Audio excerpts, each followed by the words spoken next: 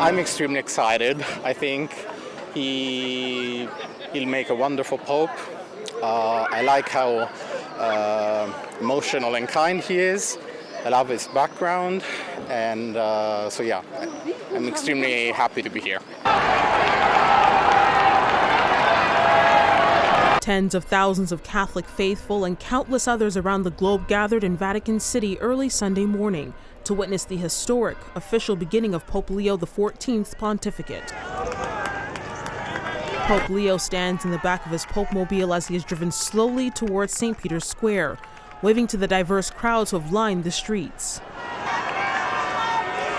A joyous moment quickly turned solemn, the liturgy beginning with the Pope descending into the Basilica alongside the patriarchs of the Eastern churches as he prays at the tomb of St. Peter, the first leader of the Catholic Church.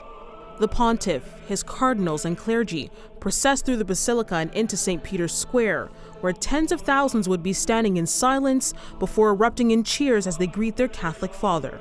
Over 150 international delegations, including monarchs, presidents, and prime ministers, were at the Vatican for the special ceremony.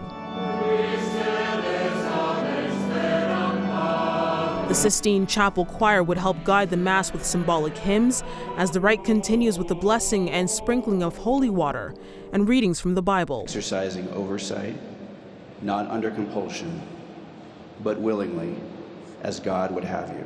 The Sunday Mass featured prayers in several languages, including Latin, Italian, French, Arabic, and Chinese, reflecting the 1.4 billion member church. A symbolic moment during Mass as the pontiff receives traditional papal regalia, the ancient episcopal insignia associated with St. Peter. Cardinal Deacon Dominic Marmberti would place the pallium over the shoulders of the pontiff, a liturgical vestment made of lamb's wool, the pallium representing the Pope's role as a shepherd and signifying his pastoral mission. Cardinal Luis Antonio Tagli places the fisherman's ring on Leo's finger, the ring not only marking the Pope's authority, but also serves as a reminder for him to strengthen fellow Catholics and unify the world. This stark moment not lost on Pope Leo XIV, who silently prays as he officially becomes the 267th pontiff. Cardinal Robert Prevost, a Chicago native, succeeds Pope Francis, who died on April 21st at the age of 88.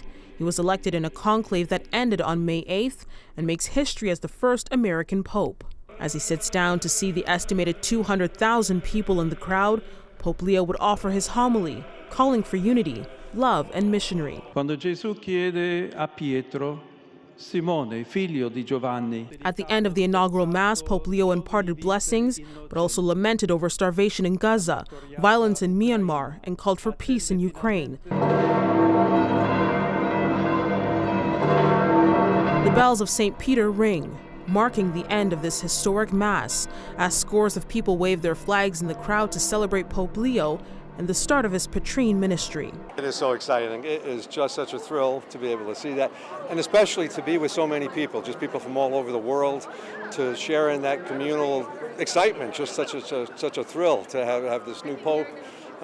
Very exciting, very exciting. Prime Minister Mark Carney was one of the world leaders that attended the Mass. He briefly met the Pope inside St. Peter's Basilica alongside his wife and their daughter Cleo, and later had a brief audience with the pontiff at the Vatican. I will leave Rome tomorrow morning, more convinced than ever that Canada has what the world wants, and we seek to follow the values that the world respects.